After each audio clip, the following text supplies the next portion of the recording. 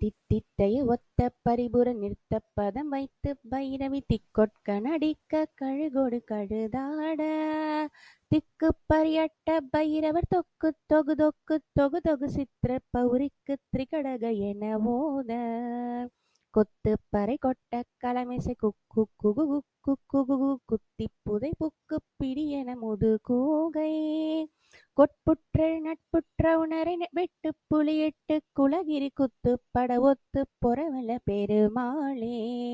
இந்த பாடலுடைய அர்த்தம் என்ன அப்படின்னு பாத்தீங்கன்னா, தித்தித்தைய அப்படின்ற சிலம்புகளை உடைய காளி தேவி, அவங்களோட சிலம்பு இந்த மாதிரி தாளத்தை எழுப்பக்கூடியதான். இப்போ ஒருத்தங்க ஆடுறாங்க அப்படின்னா அவங்களுக்கு யாரோ ஒருத்தர் வந்து பாடணும் இல்லைங்களா?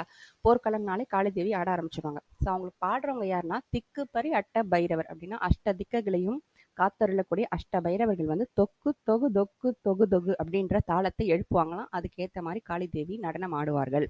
இப்போ போர்க்களம்னா அங்கே வந்து நிறைய பேர் உயிரிழப்பாங்க, அவங்களுடைய பிணங்கள்லாம் இருக்கும், அதை க்ளீன் பண்ணணும் இல்லையா? அதுக்காக முதுகூகை அப்படின்ற பறவை, முதுகூகைனா வல்ச்சர். ஸோ அவங்க வந்து குக் குக் குகு குக் குக் குகுன்னு சொல்லி அந்த தாளத்துக்கு ஏற்ற மாதிரி சுற்றுவாங்களாம் வானத்தில், அந்த பிணங்களை வந்து க்ளீன் பண்ணுறதுக்காக.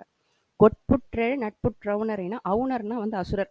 அவங்களெல்லாம் வந்து சாமி வந்து நோ கொஸ்டின்ஸ் ஆஸ்க் அப்படின்னு சொல்லிட்டு வெட்டி தள்ளிட்டு போய்கிட்டே இருப்பார். அசுரர்னா யாரை சொல்கிறாங்க? அசுரர்னா யாருன்னா இந்த ஒரு ஆள் குண்டா ஒருத்தர் அப்படியே இது மீசெல்லாம் வச்சுட்டு ஒருத்தர் வர, அவர் கிடையாது அசுரர். தீய எண்ணங்கள், மற்றவர் மீது மற்றவரின் முன்னேற்றத்தை கண்டு தீய எண்ணங்கள் நினைக்கிறது, தீய வார்த்தைகளை பேசுதல், அடுத்தது தீய செயல்களை செய்தல், இவங்க எல்லாருமே அசுரர்களாக தான் இருப்பார்கள் அப்படின்னு சொல்லி இந்த பாட்டில் சொல்றார் அருணகிரிநாதர். இந்த பாட்டு உங்களுக்கு பிடிச்சிருக்கும்னு நினைக்கிறேன். மிக்க நன்றி.